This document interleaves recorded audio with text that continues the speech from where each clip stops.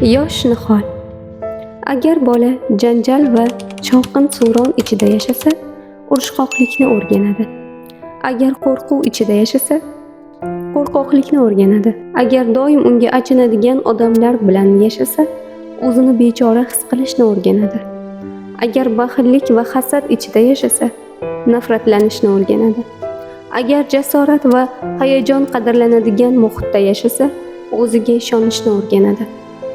Agar izzat qilishni biladigan odamlar bilan yashasa, boshqalarni ham hurmat qilishni o'rganadi. Agar muhabbat ichida yashasa, sevishni o'rganadi. Agar bola uni hurmat qiladigan muhitda yashasa, hayotda harakat qilishga arziydigan maqsadga ega bo'lishni o'rganadi. Agar halol odamlar orasida ulg'aysa, adolat nima ekanini o'rganadi.